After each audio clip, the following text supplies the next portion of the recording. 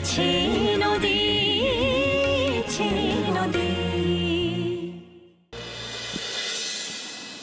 মিথ্যে কথা বলিস না দাদা। কেন এই মিথ্যে কথাগুলো বলছিস?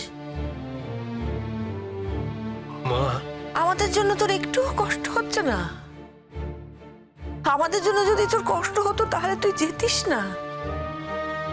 তোর কষ্ট হচ্ছে ওই একজনের জন্য, যার জন্য কষ্ট হচ্ছে তার জন্যই তুই আমাদের ছেড়ে, দেশ ছেড়ে, বাড়ি ছেড়ে চলে যাচ্ছিস। এটাই তো সত্যি। আমার কপালটাই বোধহয় এরকম, জানো। আমাকে কেউ কোনোদিনও ঠিক করে বুঝতেই পারলো না। তোমরাও ভুল বুঝলে, হয়তো মেঘলাও ভুল বুঝলো। ভুল বুঝেই হয়তো ছেড়ে চলে গেল।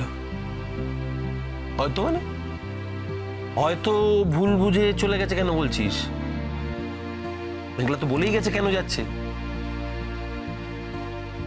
বলেছে, তবুও আমি বিশ্বাস করি না যে মেঘলার মতো একটা মেয়ে শুধুমাত্র টাকার জন্য, যশ খ্যাতি কামানোর জন্য নিজের সংসার ছেড়ে চলে যেতে পারে।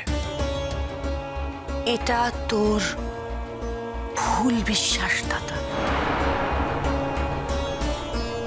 না না, ভুল নয় কাম্মা, এটা ওর অন্ধবিশ্বাস। তাতান, আমি বলছিলাম যে আর কয়েকটা দিন অপেক্ষা করে যাওয়া যায় কি? কটা দিন অপেক্ষা করে কি লাভ হতো বিক্লতা? কটা দিন অপেক্ষা করতে বলছিসই বা কেন? না, কয়েকটা প্রশ্নের উত্তর ঝুলে আছে তো, তাই সেই উত্তরগুলো আমার চাই। কোন প্রশ্নের উত্তর আবার ঝুলে আছে? দেখ, সেদিন আমি মেঘলার সঙ্গে গেছিলাম অনুষ্ঠানে, মানে যেদিন বিভৎস ঘটনাটা ঘটে। সেই ঘটনাটা ঘটিয়েছে কে? না, অদ্রিজা।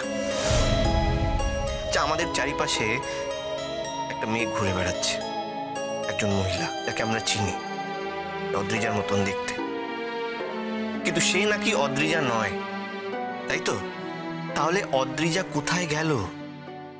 সে কোথায় আছে? এই প্রশ্নের উত্তরটা আমার চাই। তাই বলছিলাম, প্লিজ আমাকে কটা দিন সময় দে, তোর সন্তানের হত্যাকারীকে হাতে নাতে ধরে তারপর যা। আমার সন্তানের হত্যাকারীকে হাতে নাতে ধরে আমার কি লাভ হবে বল? আমার সন্তান তো আর ফিরে আসবে না। শুধু শুধু পেছন দিকে তাকিয়ে আর কোনো লাভ নেই, বুঝলি? লাভ নেই কেন বলছিস? লাভ তো হতেই পারে। হতেই তো পারে যে অদ্রিজাকে হাতে নাতে ধরার পর চাকাটা আবার খুব